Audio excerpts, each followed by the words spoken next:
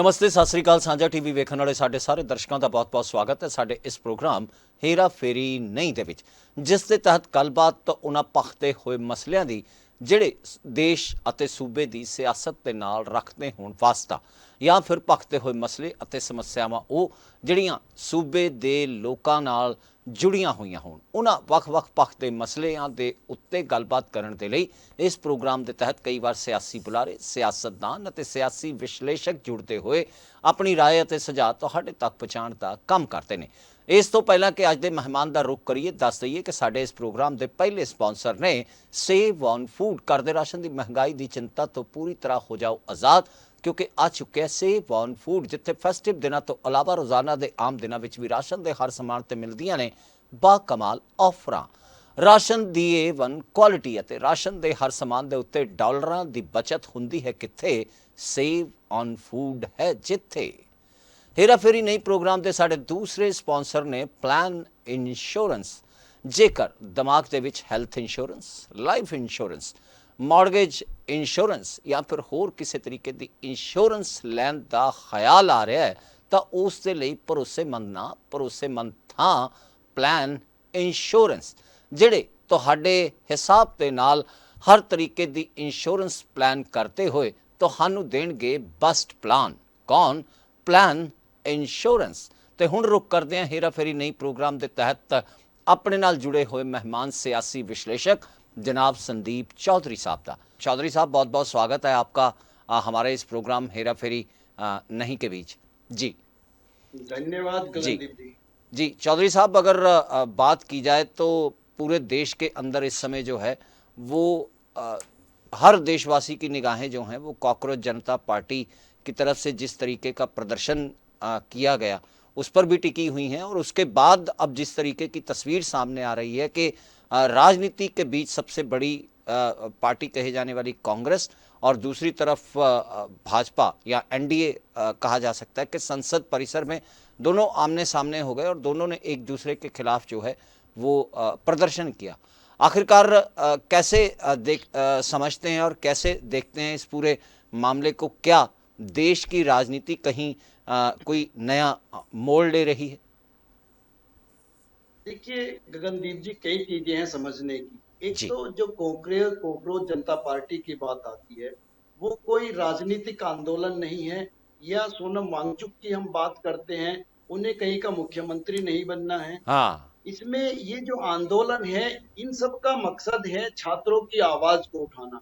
और इसके पीछे एक जन आक्रोश भी है। जन आक्रोश बिल्कुल इसलिए है कि हम लंबे समय से ऐसी चीजें देखते चले आ रहे थे जिन पे सरकारों को बोलना चाहिए था, जिनका उत्तर प्रधानमंत्री को देना देना चाहिए था, चाहिए। जिनके ऊपर ट्वीट प्रधानमंत्री को करना चाहिए था। लेकिन धीरे धीरे उन सब चीजों को लोग इग्नोर करते चले गए। चुप, प्रधानमंत्री के चुप बना रहना, चीजों पर पर्दा डालना। उसके बाद जब देश के भविष्य पर बात आ गई, क्योंकि देखिए, जिन छात्रों की हम बात कर रहे हैं वो देश का भविष्य है। शे उनमें से कोई संदीप चौधरी बनेगा, कोई उनमें से नारंग साहब बनेगा, बिल्कुल कोई उनमें से गृह मंत्री बनेगा, रहेगा, कोई कुछ बनेगा। आने वाले समय में उन्हीं बिल्कुल के हाथ में बागडोर रहने वाली है। बिल्कुल। तो सबसे बड़ी चीज ये है कि उनके साथ पूरे देश को लामबंद होना चाहिए था। ऐसे में उनके साथ विपक्ष की अगर हम बात करें, चाहे कांग्रेस पार्टी हो, चाहे हाँ, समाजवादी पार्टी हो, चाहे आम आदमी पार्टी के लोग हो, वो सब बिल्कुल लोग उनके साथ खड़े हैं। और आम आदमी, जो भी देश का आम आदमी है, आम हो या खास हो, उसकी भी भावनाएं उनके साथ है। क्योंकि जिस तरीके से बच्चों ने आत्महत्याएं की हैं, जिस जी, तरीके से उनके पेपर लीक हुए हैं, गगनदीप जी आप समझते होंगे, आप भी एक ऐसी बैकग्राउंड से आते हैं। मैं ऐसे कई परिवारों को जानता हूं जिनके पास 15-20 बीघे 30 बीघे जमीनें बिल्कुल थी। उन्होंने अपनी पूरी जमीनें बेच करके बच्चों की पढ़ाई पर दांव लगा दिया। बिल्कुल। अब वो बच्चों को पढ़ाकर उस मुकाम तक लेकर के गए, वहां पर जाकर ऐसा उनके साथ खेल हो जाए तो वे जिंदगी में अपने आप को माफ नहीं कर पाएंगे, वो ठगा हुआ महसूस करते हैं। बिल्कुल बिल्कुल। तो ऐसे में, और फिर हमने वो चीज दिल्ली के अंदर देखी है, इसी सरकार के कामों के अंदर देखी है कि जब अरविंद सिसोदिया को जेल में डाला गया, जी, कोई दिल्ली की जनता उनके खिलाफ प्रदर्शन पर नहीं थी, देश की जनता प्रदर्शन पर नहीं थी। संजय सिंह को जेल में डाला गया, देश की जनता उनके क्या? खिलाफ प्रदर्शन में नहीं थी, दिल्ली की जनता उनके खिलाफ प्रदर्शन में नहीं थी। नहीं थी, सत्येंद्र बिल्कुल। जैन का आपको याद होगा, उनको जी, जेल में डाला गया डाला शक के गया। आधार पर। उनके खिलाफ ना दिल्ली की जनता सड़कों पर थी, ना नहीं, देश की जनता थी। अरविंद केजरीवाल को इस्तीफा भी देना पड़ा, अरविंद केजरीवाल को जेल भी जेल जाना भी पड़ा। जाना ना दिल्ली की जनता उनके खिलाफ सड़कों पर थी, ना देश की जनता। तो बिल्कुल, फिर जब उन लोगों को जेलों में डाला जा सकता है, दूसरे नेताओं से इस्तीफे मांगे जा सकते हैं, ऐसा धर्मेंद्र प्रधान किस मिट्टी के बने हाँ, हुए हैं, ऐसा उनके पास कौन सी शक्तियां हैं कि उनको पद से नहीं हटाया जा सकता, बिल्कुल, या जब तक जांच हो उनको जेल में नहीं डाला जा जा सकता। सकता। तो ये सब चीजें सरकार की तरफ इशारा करती है और बच्चों के अंदर वो आग। और फिर हमें ऐसे दृश्य देखने को मिलते हैं आज की तारीख में, गगनदीप जी, चाहे आदमी गांव में बैठा है चाहे कस्बे में बैठा है, बिल्कुल, वो सब उन बच्चे और बच्चियों के साथ हैं जिनके गुप्तांगों में लाठी घुसाते हुए बिल्कुल, पुलिस वालों को दिखाया जा रहा है।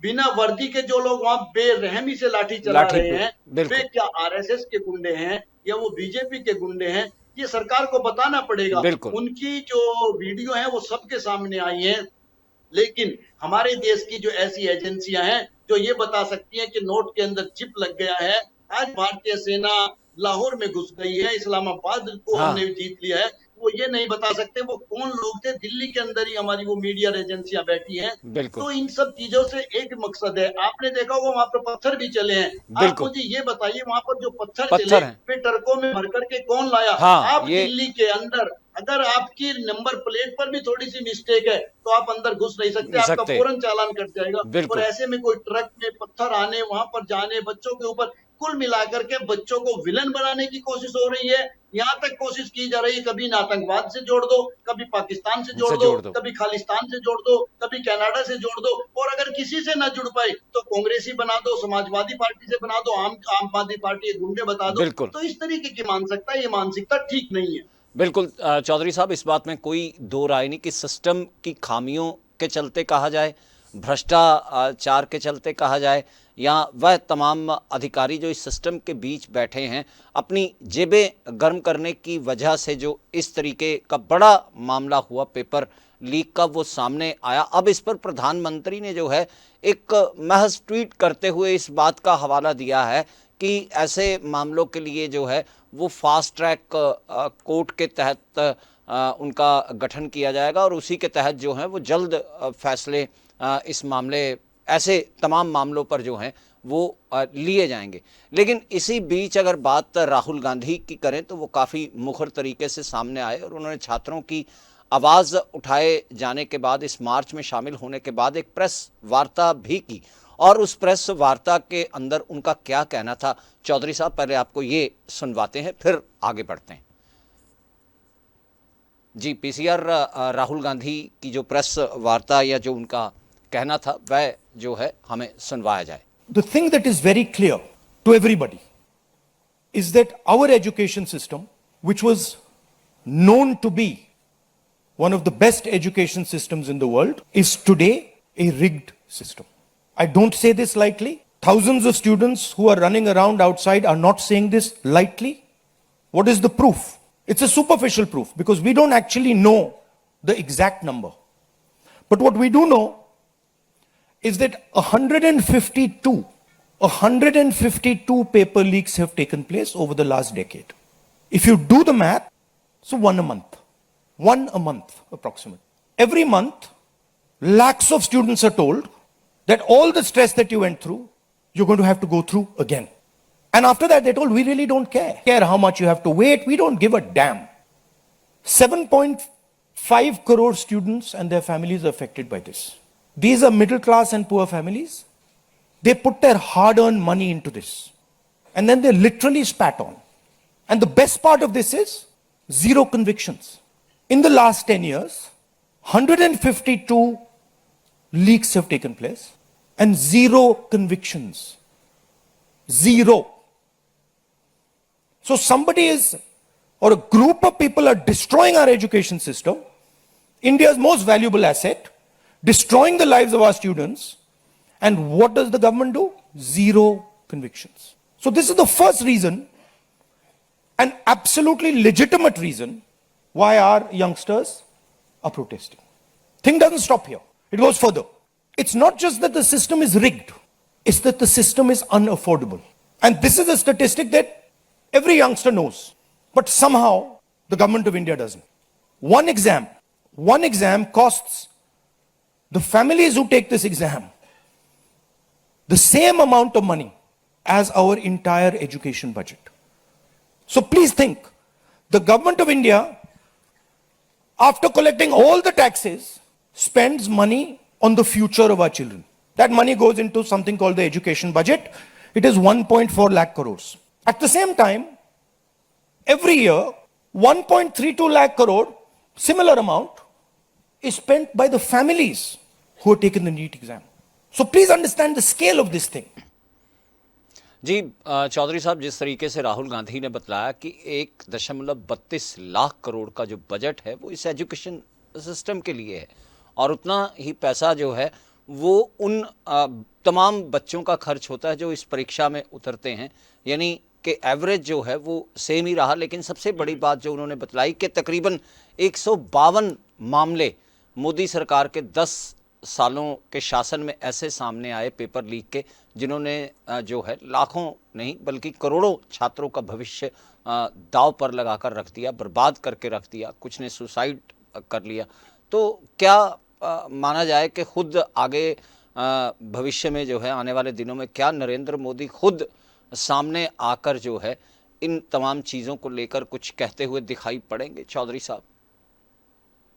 देखिए गगनदीप जी, बच्चों का जो प्रोटेस्ट है और जिस तरीके से राहुल गांधी की प्रेजेंटेशन है, जिस जी। तरीके से प्रेस कॉन्फ्रेंस है, और सबसे बड़ी बात, राहुल गांधी ने वो काम करके दिखाया जो लगभग 50-55 साल के बाद हुआ कि पीएमओ को घेरने की कोशिश, या शेष। पीएमओ को ये दिखा दिया कि आप बिल्कुल सेफ नहीं बैठे हैं, आपको भी पकड़ा जा सकता है, बिल्कुल। आपके घर तक भी प्रदर्शन किया जा सकता है।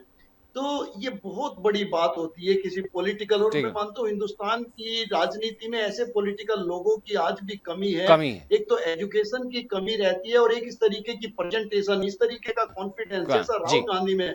अगर ये नेता लोग इस तरीके से प्रेजेंटेशन देने लगे तो मुझे लगता है हमारे देश की जनता जागरूक हो सकती है, और नेताओं के जो हमारा एक सोच है नेताओं के प्रति वो भी बदल सकता है, और एजुकेशन दूर से दिखाई देगी। लेकिन आपने देखा, अगर मोदी जी आज ये कह रहे हैं कि फास्ट ट्रैक कोर्ट से मैं इसका वो हाँ, कराऊंगा, जी। तो फास्ट ट्रैक कोर्ट से पहले तो वो ये घोषणा कर देते जो उनके हाथ में है कि भाई धर्मेंद्र प्रधान है, उसकी मिनिस्ट्री में हाँ। ये काम हुआ है। जिस तरीके से अरविंद केजरीवाल को जेल में डाला गया शक के आधार पर, हालांकि वो बरी होकर के आए, जिस तरीके से मनीष सिसोदिया को दिया जेल को में जी। डाला गया, हालांकि उनके ऊपर कोई केस नहीं सही हुआ, था। जिस तरीके से संजय सिंह को सिंह को। निर्दोष होते हुए भी जेल में डाला गया, सत्येंद्र जैन को जेल में डाला गया। अगर दूसरी पार्टी के नेताओं को डाला जा सकता है तो मैं अपने घर के गुनहगार को कैसे बचा सकता हूँ? बिल्कुल। ये भी तो देश देख रहा है। तो सबसे पहले तो वो धर्मेंद्र प्रधान को हाँ। हटाते, जेल में डालते, और उसके बाद फास्ट ट्रैक कोर्ट की बात करते। ये चीजें आज की तारीख में कहीं ना कहीं एक फिल्मी डायलॉग की तरह हो गया है कि लोगों को गोली दे दो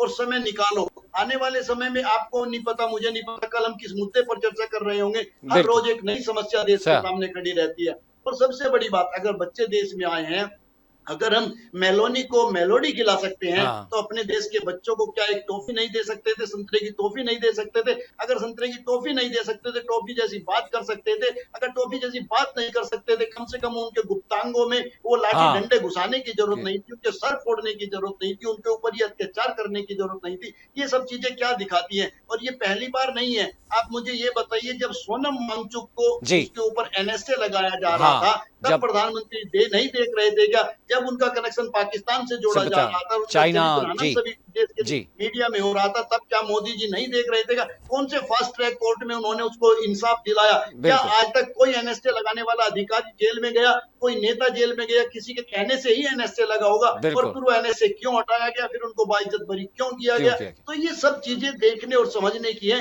इससे पहले किसान आंदोलन हुआ था, आपने देखा, कभी खालिस्तान से जोड़ दिया गया, जी। कभी पाकिस्तान से पाकिस्तान जोड़ से। दिया गया, कभी कनाडा से जोड़ दिया गया। बिल्कुल लास्ट में आकर के ये माना गया, हाँ ये हमारे अन्नदाता है, हमारे किसान हैं, और वो काले कानून वापस लिए गए। इसी जी। तरीके से अब छात्रों का चरित्र हनन करने की कोशिश हो रही है। बिल्कुल। और क्या माना जाए कि मोदी सरकार के लिए जो है वो एक मुश्किल वक्त का दौर जो है शुरू हो चुका है, ये वो भी जानते हैं, लेकिन क्या उनका अड़ियल रवैया जो है उन्हीं पर भारी पड़ सकता है? क्योंकि धर्मेंद्र प्रधान, जैसे आपने कहा कि उनका इस्तीफा लिया जा सकता था, पूरी सहमति के साथ जो है उससे भी कहीं ना कहीं अगर समय रहते ये इस्तीफा लिया जाता तो क्या मानते हैं चौधरी जी कि ऐसा प्रदर्शन शायद जो है छात्र ना संसद भवन तक पहुंचते अगर ये इस्तीफा ले लिया गया होता? देखिए, अगर आप चीजों को गंभीरता से लेंगे, समस्याओं को समझेंगे, इससे पहले जो सीबीएसई का रिजल्ट आया था जी। उसमें आपने देखा किस तरीके से हाँ, वो उनको स्कैन किया गया, स्कैन करने के बाद गलत तरीके से उनकी बिल्कुल। मार्किंग हुई और कितने बच्चे फेल हुए, कितनी समस्याएं। उसके बाद वो आग ठंडी नहीं हुई थी तो नीट की नीट का। परीक्षा का मामला आ गया। एसएससी का रिजल्ट में आपने देखा जी। क्या हुआ। अभी राहुल गांधी जी ने भी बताया और आपने बताया, ऐसा एक मामला मैं नहीं है, 152 थ्री ऐसे मामले। केस हैं। तो आप समझ सकते हैं लोगों का गुस्सा कहाँ है, चरम पर है। और मोदी जी अब ये बातें समझ चुके हैं कि चाहे हिटलर रहा हो, चाहे अंग्रेज रहे हो, चाहे मुगल रहे हो, जब जब जनता को जरूरत से ज्यादा दबाया गया तो फिर तब आप तब जानते हो उसका एक कहीं ना कहीं उल्टा प्रभाव होता है। लोग विरोध पर उतर आते हैं, विद्रोह पर उतर आते हैं। इस तरीके की चीजें कई राष्ट्रों में पहले भी हमने देखी है। आप एक उदाहरण नहीं है, अनेक उदाहरण है जहां सत्ता पर कब काबिज रहने के लिए, सत्ता कब्जाने के लिए गलत तरीके अपनाए गए, वहां विद्रोह हुए हैं, वहां लोगों को सत्ता से उखाड़ कर बिल्कुल। फेंका गया है। तो अगर यही चीजें आगे बढ़ी और मोदी जी वक्त रहते नहीं चेते और नहीं समझे, और ये जो ट्रेंड चल रहा है कि सबको पहले गद्दार साबित करने की कोशिश करो, फिर देशद्रोही साबित हाँ, करने की कोशिश करो, फिर पाकिस्तान से जोड़ने की कोशिश करो, फिर कनाडा से जोड़ने की कोशिश करो, फिर इनका फंड चीन से आ रहा है, चीन से क्या कनेक्शन है, और लास्ट में इनको फिर कांग्रेस से कहीं ना कहीं मतलब जोड़ करके उसको आंदोलन, और अगर कुछ भी ना मिले तो वहां पर अपने 2 4 आदमी भेजकर अल्लाह अकबर और इस तरीके के नारे बिल्कुल। लगवा दो कि हम बांग्लादेश बना देंगे, हम पाकिस्तान बना देंगे। बना देंगे। तो मतलब सारे हथियार उस तरीके के इस्तेमाल किए जाते हैं। गगनदीप जी, ये देश को भी समझने की जरूरत है, इनका असली चेहरा भी लोगों के सामने अब आने लगा है। बिल्कुल, बिल्कुल। और कहीं न कहीं अब चीज़ें समझ में यही आ रही हैं कि जो वायदे सरकार के आने से पहले, सत्ता में आने से पहले मोदी सरकार की ओर से, भाजपा सरकार की ओर से या एनडीए की ओर से कहें किए गए थे, वो आज तमाम चीज़ें जुमला वाक़ई साबित होती हुई दिखाई पड़ रही हैं। ये तमाम छात्रों के साथ-साथ तमाम जो विपक्षी राजनीतिक पार्टियाँ हैं, उनका यही कहना है। तो क्या माना जाए कि आगे चौधरी साहब जिस तरीके से राजनीतिक हस्तियों की जो शिरकत है इस आंदोलन के बीच बढ़ती जा रही है और जिस तरीके से राजनीतिक हस्तियां जो हैं कॉकरोच जनता पार्टी के इस आंदोलन के बीच अभिजीत दीप्ते को जो है सपोर्ट करने में जुटी हुई हैं, तो क्या माना जाए कि आने वाले दिनों में देश में हमें कुछ भयंकर राजनीतिक रूप देखने को मिल सकता है? देखिए, सबसे बड़ी चीज ये है गगनदीप जी, इसमें जो कॉकरोच जनता पार्टी है या जो दीप्ति जी हैं, उनको सपोर्ट इसलिए मिल रहा है कि उन्होंने एक वैलिड चीज उठाई है। हाँ, उन्होंने बिल्कुल। देश का जो दर्द है, जो जनता से जनता का जुड़ा हुआ दर्द है, जो बच्चों का दर्द है, उसको उठाया है। उठाया। और ऐसे में सपोर्ट होना लाजमी है। मैं आपको कांग्रेस का एक उदाहरण देना चाहता हूँ। जी। अशोक गहलोत सरकार पर राजस्थान में आरोप लगे थे इसी तरह के पेपर लीक का, हाँ जी। और खुद सचिन पायलट जो कांग्रेस के नेता है वो धरने पर बैठ गए थे। तो इसे कहते हैं खूबसूरत राजनीति। लेकिन क्या आप मुझे बीजेपी में बता सकते हैं, कि कन्याकुमारी से हाँ, लेकर जम्मू कश्मीर तक कोई कि किस बीजेपी का एक व्यक्ति इनके साथ जिस बच्चों के बैठा हो, कोई आरएसएस का एक व्यक्ति बच्चों के के साथ साथ बैठा हो? कहने के लिए हम हिंदुत्व की बात करेंगे, हिंदुस्तान की की बात बात करेंगे, करेंगे। राष्ट्र की, वन नेशन वन इलेक्शन की, और पता नहीं क्या क्या बड़ी बड़ी बातें करेंगे। लेकिन कुल मिलाकर अगर आप 2014 से अब तक देखेंगे तो ये सब चीजें फिल्मी डायलॉग साबित होंगे। मैं आपको 2 करोड़ रोजगार दूंगा हर साल, क्या हाँ, किसी को 2 करोड़ रोजगार मिले? मिले। किसानों के लिए कि मैं आपकी आय दोगुना कर दूंगा, क्या किसानों की आय दोगुना हुई? क्या आपका जो खाद का बैग था, क्या वो महंगा हुआ, सस्ता हुआ, उसका वजन कम हुआ या ज्यादा? सारी चीजें आपके हाँ, सामने है दूध की तरह। तो ये चीजें अब लोग समझने लगे हैं क्या हो रहा है, क्या नहीं हो रहा है, और बच्चों को तो निपटाया जा रहा है। अगर आप सरकारी सिस्टम को प्राइवेट हाथों में दे दोगे, जी, अडानी को देश का मालिक बना दोगे, दोगे। तो सरकारी नौकरी रह कहाँ जाएगी? किसके लिए लड़ेंगे? ये तो आराम से आरक्षण की बात किए बिना आरक्षण को खत्म कर देने वाली बातें हैं। तो ये सब चीजें हमें और आपको सबको समझनी पड़ेगी और जनता को समझानी पड़ेगी। जी, बिल्कुल, बिल्कुल। और चौधरी साहब क्या माना जाए कि जिस तरीके से सोनम वांगचुक जिनका इलाज अस्पताल में चल रहा है, मेदांता में वो भर्ती हैं, वो भी इसी बात पर अड़े हुए हैं कि वह भूख हड़ताल तभी ख़त्म करेंगे जब मोदी सरकार जो है इस बात का भरोसा देगी कि धर्मेंद्र प्रधान को उनकी गद्दी से जो है उतारते हुए बच्चों को पूरे तरीके से इंसाफ दिया जाएगा इस मामले में।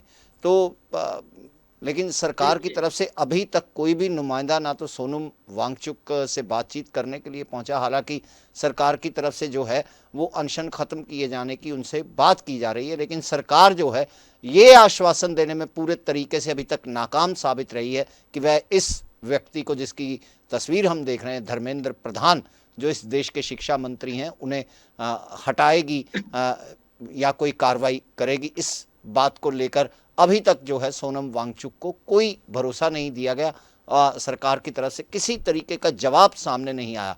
आखिरकार क्यों ये अड़ियल रवैया जो है अपनाए बैठी है सरकार, और ये सीधे तौर पर एक तरीके की तानाशाही ही नज़र आती है कि आप जो मर्जी कहते रहें, आप जो मर्जी करते रहें, हम वही करेंगे जो हमारा दिल कहेगा।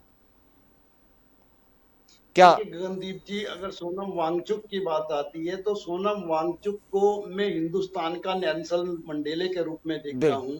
वो जी, अपने लिए नहीं लड़ रहे हैं, वो हाँ, देश के लिए लड़ रहे हैं, बच्चों के लिए लड़ रहे हैं। उन्होंने अपने लिए कुछ भी नहीं चाहा, बिल्कुल, ना उन्होंने कहीं का टिकट चाहा, ना कहीं का गवर्नर बनना चाहा, ना उन्होंने कहीं का वीसी बनना चाहा। बिल्कुल, तो ऐसे व्यक्ति बहुत कम देश के अंदर पैदा होते हैं, और अगर वक्त रहते ये चीजें नहीं समझी गई तो आप देखेंगे पूरा देश सोनम वांगचुक के पीछे लामबंद होगा। युवा भी होंगे, बड़े बड़े बुजुर्ग भी होंगे, होंगे, महिलाएं भी होंगी, बच्चे भी होंगे। तो ये चीजें सरकार को अभी से समझ जानी चाहिए, और कहीं ना कहीं समझ में आ रही है, लेकिन अहंकार व्यक्ति को ले डूबता है। कहीं ना कहीं मोदी सरकार ये दिखाने की कोशिश कर रही है कि हम किसी के आगे झुकने वाले नहीं है, दबने हाँ, वाले नहीं है, और हम जो कर रहे हैं हम बिल्कुल ठीक कर रहे हैं। लेकिन अहंकार किसी का भी नहीं भी रहा, नहीं, अहंकार रावण का भी नहीं रहा। अहंकार आपने देखा होगा जर्मनी के जो तानाशाह है हिटलर, उनका नहीं रहा। तो अहंकार ले डूबते हैं, और अहंकार ठीक नहीं है, क्योंकि ये प्रजातंत्र है, लोगों ने अपनी भावनाओं से आपको बनाया है, वोट देकर के बनाया है। लेकिन अब ये चीजें चलने वाली नहीं है, नहीं है, पत्ते खुलने लगे हैं, आपकी राजनीतिक परत उठने लगी है। ना हमारा देश आगे बढ़ रहा है, ऊपर की तरफ नहीं जा रहा है, ग्राफ नीचे की तरफ नीचे जा उतर, रहा है। सेना हमारी लगातार कमजोर हो रही है, एजुकेशन सिस्टम हमारा लगातार कमजोर हो रहा कमज़ोर है। हो रहा हाँ, दो चार लोग जरूर हैं जो मजबूत हो रहे हैं, हो और रहे हैं। उनका मजबूत होना देश के लिए बहुत खतरनाक है। बिल्कुल, बिल्कुल चौधरी साहब, बहुत बहुत शुक्रिया, क्योंकि समय जो है हमें आगे बढ़ने की इजाज़त नहीं बख्श रहा। फ़िलहाल आपने बहुत ही खूबसूरती से अपनी बात जो है वो दर्शकों तक पहुंचाई। इस पूरे मसले को लेकर धन्यवाद, बहुत बहुत धन्यवाद। शुक्रिया चौधरी साहब जी। गल अगर हेरा फेरी प्रोग्राम दी कीती जावे जी, गल अगर हेरा फेरी नहीं प्रोग्राम की की जाए तो हुण वेला हो चलिया तुहाडे कोलों इजाजत लैण दा। फिर होवेगी तुहाडे नाल मुलाकात, लेकिन देश अते दुनिया की बाकी खबरों के उत्ते अपनी नज़र बना के रखण दे लई तुसीं हर वेले हर समा देखते रहो सिर्फ अते सिर्फ साझा टीवी। धन्यवाद, नमस्ते, सत श्री अकाल।